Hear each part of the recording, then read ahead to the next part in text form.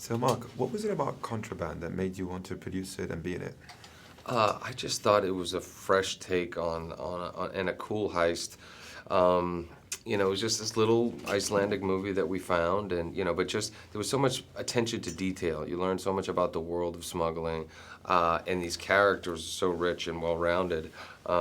Usually when you have a movie like this, whether it's a straightforward action movie or a heist movie, you don't really get invested in the characters all that much. But I thought that, the original did a great job of that, and it was a world that I wasn't really familiar with, so I thought it would make for a great movie to remake.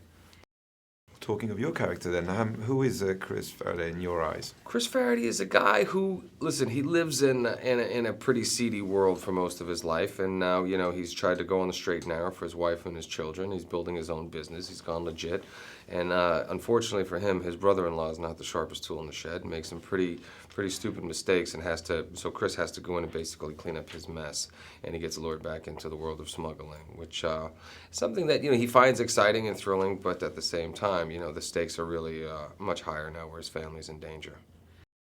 So does Balthazar. Many people are going to discover him now, even though he's in Europe very well-known actor and filmmaker. Mm-hmm. What was he like to work with? Awesome. I mean, everybody's discovered him, but we've got him under a lifetime contract.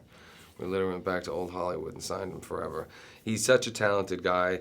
We made this movie in less than 40 days. I mean, I just did another interview, and people, they couldn't believe what the budget was, and the amount of days that we had to shoot. He's right in there. He's a very hands-on filmmaker. He's an actor first, so he's great at communicating with the actors and pulling out the best performances from everybody. Most of the shoot was in New Orleans. Do you like working there? I love working there. We're working there again. It's a great town.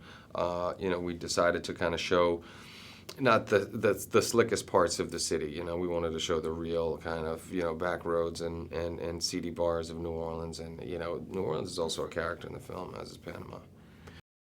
You were a few days in Panama. How was that? Exciting. It's like the Wild Wild West down there. We weren't regulated in anything that we were doing. We kind of basically got off the plane with the cameras, and we were free to do whatever we wanted. How comfortable are you shooting all the action, Mark? I'm pretty comfortable with it. I never want to do anything too dangerous now, being, a 40-year-old father of 4.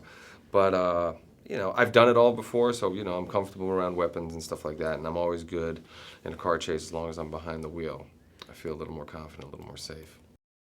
What do you like about your character? That he's a guy's guy, and also that he's as smart as he is tough. I mean, the way that he's responding to these dilemmas, and he's faced with quite a few of them along this journey, just the way that he handles it and figures everything out in a simplistic way, but also a very realistic way. The film also touches on very important themes, like the importance of friendship, of family, of what one is prepared to do. What are the themes of the movie for you? Well, you hit them right on the head, and the most important thing is being able to provide and protect your family. When somebody threatens your family in any way, all the rules are out the window, and so that was a big deal for me, having my own family, and knowing that I would do whatever I had to do to protect